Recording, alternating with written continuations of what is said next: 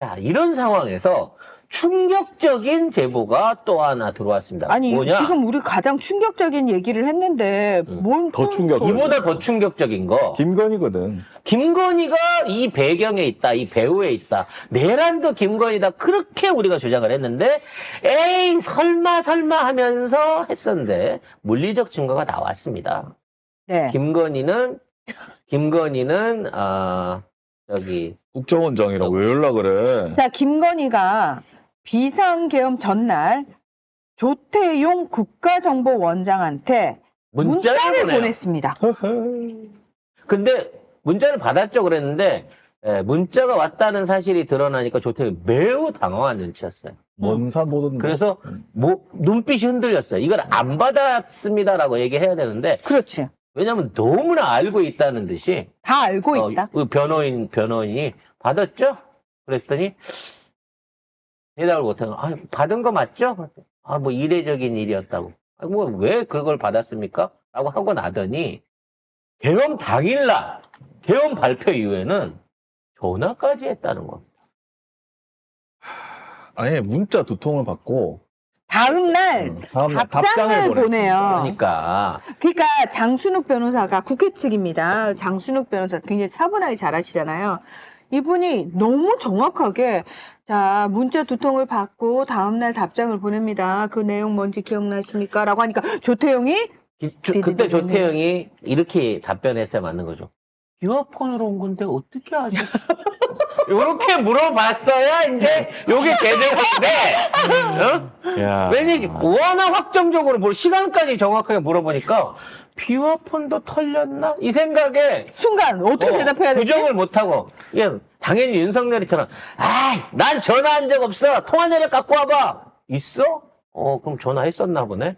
나 그 해임하려고 전화했나 보다. 이러고 말을 바꾸는데 조태현 그전 머리도 안 나오는 거야. 그래서 어떻게 하셨을까? 막 요런 분위기로 해가지고 뭔가 남아 하는 거지. 있다면 그걸 보시면 판단이 되지 않을까 싶다. 네가 직접 네가 목록이 있다 그러면 네가 알아서 해. 나는 기억이 안 나라고 얘기를 하는 거예요. 근데 장 변호사가 자, 계엄 전날과 당일날 국정원장과 영부인이 문자를 주고받는 게 이상하지 않습니까? 심지어 문자 내용을 기억을 못 한다는 건 더 이상하지 않나요? 그러니까 조태용이가 자주 있는 일은 아니었다라고 얘기를 하는 거죠. 자주 아주 없는 일도 아니었다라고 대답을 한 거죠, 사실은. 가끔 있었다.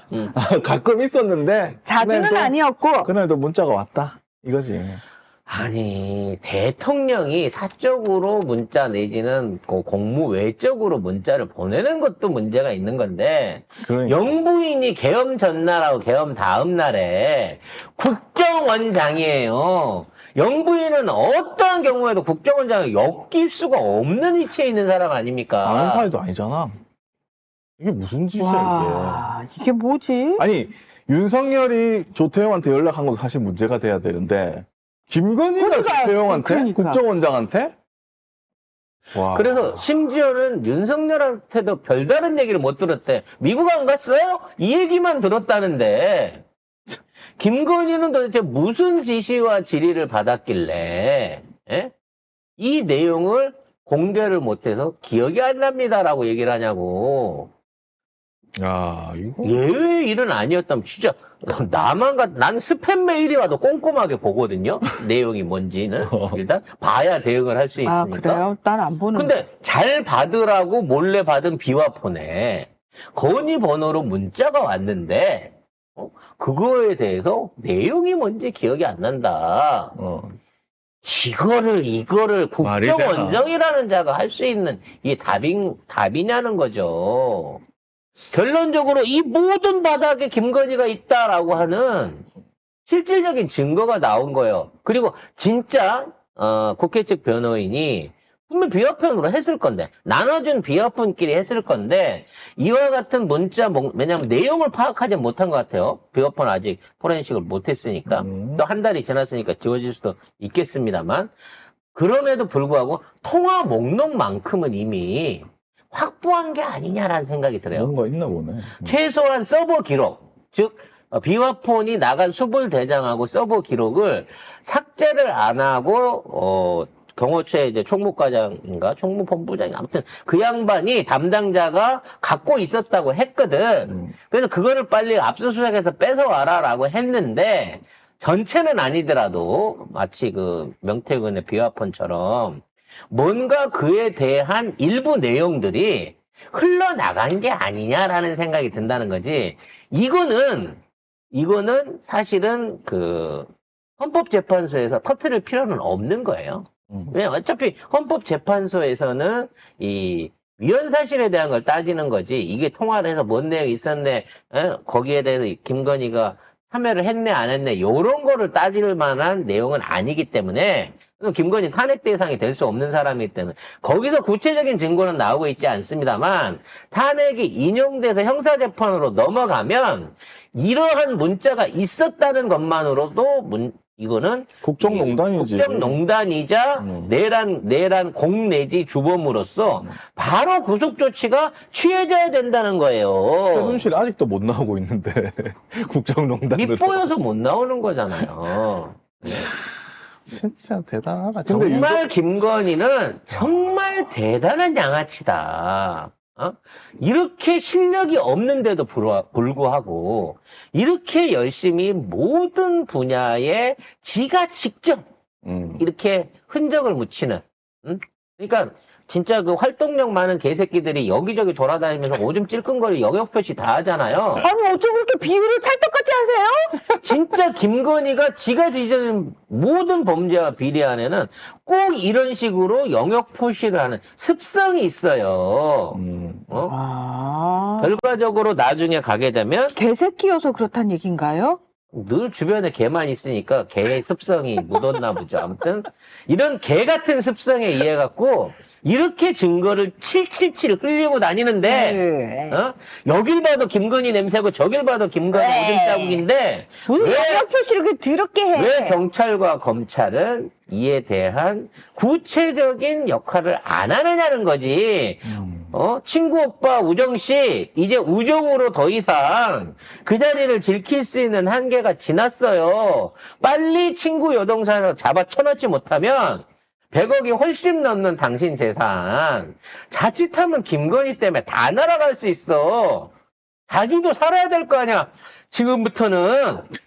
그래서 또 근데 윤석열이 이제 와이프가 모른다는 식으로 그때 했으니까 굳이 그걸 말한 이유도 뭔가 네, 드러나니까. 찝히는 게 있으니까. 제발 나만 건드려. 면회도 안 하는 냉정한 와이프지만 우리 와이프는 내가 사랑하니까 내가 다 쥐고 갈 거니까 아니면 건드리지 마 이거 아니에요. 아니 그 메시지를 건희가 시켰나? 지네가 안 쓴 거 아니야? 건희가 주변에 있는 장관한테 또 비아폰 돌려갖고 그냥 아직 회수 안 했으니까 아 미쳤다. 나가갖고요. 나는 모른다고. 내가 알까봐 오빠가 겁나게 걱정했다고. 그러고 증언하세요. 라고 시켰을 가능성이 높은 거죠. 그거랑 약간 관련해가지고 어제 김봉식 전 서울청장이 있습니다. 이분 또한 대단한 분이더만.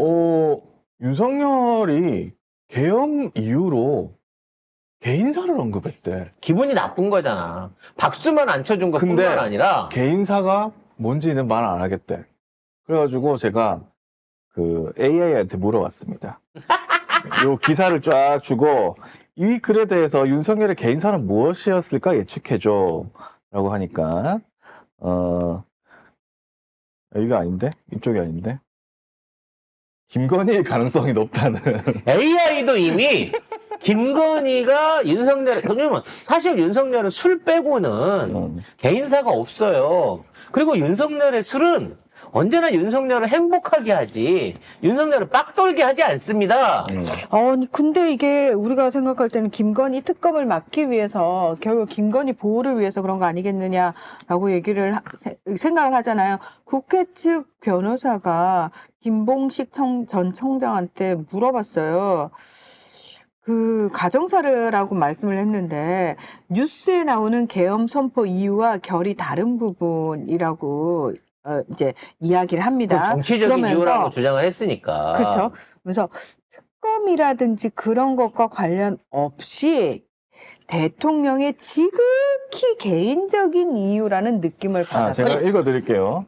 AI가 AI가 뭐라 했냐. 1번 김건희 여사 관련 수사 압박. 배경 야당이 추진한 김건희 특별검사법은 윤석열 부인의 김건희 여사를 둘러싼 의혹을 수사하기 위한 법안이다. 그 다음에 2번 가족 내부 갈등 또는 개인적 위기. 윤석열의 직계 가족 또는 김건희의 친인척과 관련된 사적 분쟁이 존재할 수 있다. 여러분, 자식도 없고 부모도 없고 재산 상속 문제, 네. 가족 간 법적 소송, 유일한 친족은 김건희 하나밖에 없는 게 윤석열입니다, 여러분. 건강 이상설이 제기될 수 있다. 뭐 이렇게 얘기를 했고 3. 정치적 보복 대 국가적 위기 파장.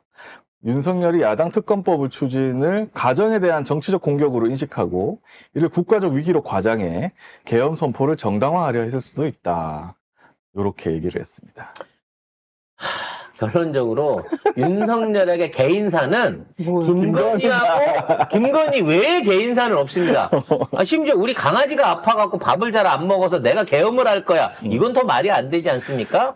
개인사는 다 김건희인 거예요. 그러니까 호스를 지겹도록 쳐맞았는데 호스테스한테 또 이렇게 당하다 보니까 호수의 그림자. 호수의 달그림자 같은 자기 자신이 정말 화가 나지 않았을까라는 생각이 듭니다. 심지어 어저께 제 마지막 헌재 얘기를 하면서 홍장원이 술을 먹었다는 거야. 근데 그러면서 하는 얘기가 내가 먹어봐서 하는데 그때 내가 6시 반쯤 통화했는데 술 취했더라니까요. 진짜. 아니 술이라는 단어가 없으면 말이 안 되는 거야, 이 사람은. 내도 술을 반주를 즐기는데 홍장원이가 술을 마셨다더라. 정말 이러니까 호스테스들이 다 김건희 되겠다고 날뛰고 어설픈 졸부나 검사 새끼들이 다 대통령 될 줄 알고 날뛰는 거 아니야? 호스와 호스티스와 호수의 그 달그림자 전혀 상관이 없죠. 사실 몇 번을 해야 돼. 이 김건희와 윤석열의 권력은요. 사실은 조남욱 회장이 3대에 거쳐서 이회창부터 시작하고 30년에 걸쳐가지고 진짜 전 재산을 쏟아부어갖고 만들어낸 기득권이었어요. 근데 이거를 홀라당 조남욱 회장이 힘이 없어지고 난 상황에서 홀라당 김건희가 주서다가 나라를 지 마음대로 개인화시키면서 이 나라를 다 망쳐놓은 겁니다, 결국은. 이 모든 게 르네상스 화산파에서 시작된 비극이 여기까지 온 거예요. 이게 진짜 21세기 밀레니엄 시대의 가장 큰 대한민국의 비극입니다. 자, 이런 걸 바로 세우기 위해서라도 진짜. 우리는 정말 이 비상식적인 상황을 빨리 정상화시키기 위해서라도 탄핵 인용 후에 새로운 정부 출범을 준비를 해야 된다. 경수가 뭐라고 하든 낙지가 뭐라고 하든 중대 결심을 경고하든 국짐이 뭐라고 하든 우리는 꿋꿋이 오로지 새로운 국가 조만간 열릴 이재명 대표가 집권하는 새로운 국가를 향해서 뚜벅뚜벅 걸어가고 그날이 이제는 100일도 안 남았다라는 점을 여러분들이 기쁘게 생각해 주시기 바라겠습니다.